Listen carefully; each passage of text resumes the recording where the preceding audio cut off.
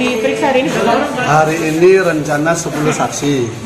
Tadi sudah 5. Kapasitasnya apa? Kapasitasnya 1 saksi yang ada di BAP yang tidak mau dihadirkan oleh JPU, kami coba perjuangan untuk hadir. Kemudian yang 4 saksi fakta yang tidak pernah diperiksa di penyidik. Jadi saksi fakta adalah saksi yang melihat, mendengar, dan mengalami peristiwa yang diceritakan itu. Jadi dari keterangan saksi yang pertama yang ada di BAP mengatakan, ini yang paling penting, soal WA ancaman.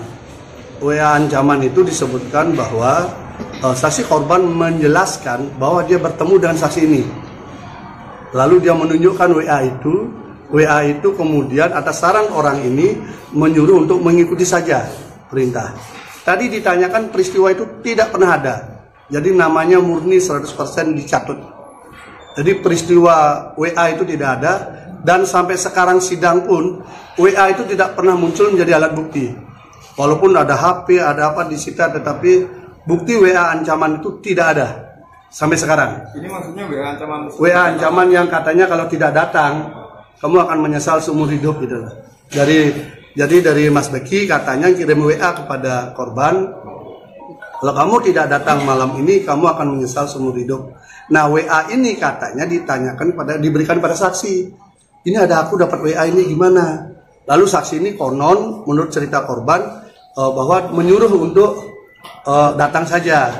Lalu kemudian datanglah temannya menjemput naik sepeda motor. Lalu ketemu dengan saksi yang lain yang juga sudah membantah.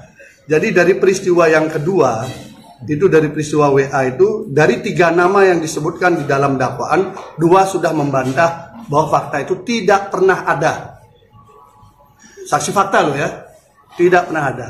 Kemudian saksi fakta yang lain tadi, 4 yang sudah diperiksa, adalah saksi yang melihat langsung dan jarak hanya 2-3 meter dari proses interview. Baik interview saksi yang pertama, kedua, ketiga. Waktu interview itu termasuk korban. Korban adalah di interview yang ketiga. Keempat-empatnya ini adalah saksi. Termasuk yang sempat mengambil foto korban ketika membantu terapi. Dan kemudian ada 1 saksi sedang mengajari yang bersangkutan. Itu pas ada di video dan ada di foto. Jadi fotonya ada, videonya ada, orangnya senyum-senyum, orangnya gembira. Tapi dikonstruksikan peristiwa di hari itu adalah ada pemerkosaan. Jadi kami merasa sangat yakin kalau ini pengadilan untuk mencari adil, maka semestinya saksi itu aja sudah menjawab. Karena WA saja sudah tidak ada. Bukti WA juga tidak dihadirkan. Saksinya juga yang disebutkan juga mengatakan tidak pernah melihat dan tidak pernah diajak ngomong. Bagaimana? Kemudian saksi ini pun juga katanya pernah menjemput korban di pasar untuk diajak ketemu di sebuah kafe dengan saksi rekaan dari yang lain. Itu juga dikatakan tak pernah ada. Saya nggak pernah tahu soal itu gitu. Jadi betul-betul namanya dicatut dalam proses peristiwa itu. Dan siap juga sumpah membahala. Saya tanyakan, kalau diadu siap nggak? Siap.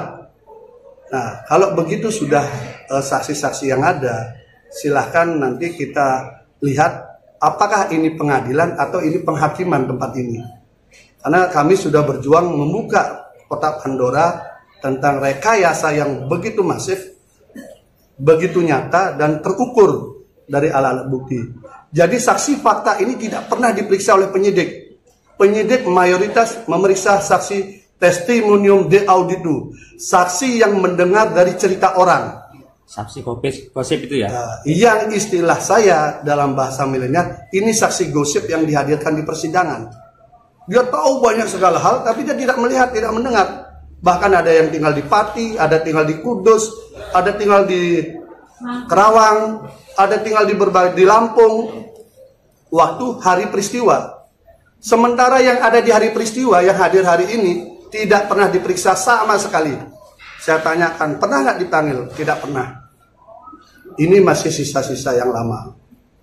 Kita sangat sedih juga melihat cara pemberkasan kasus seperti ini.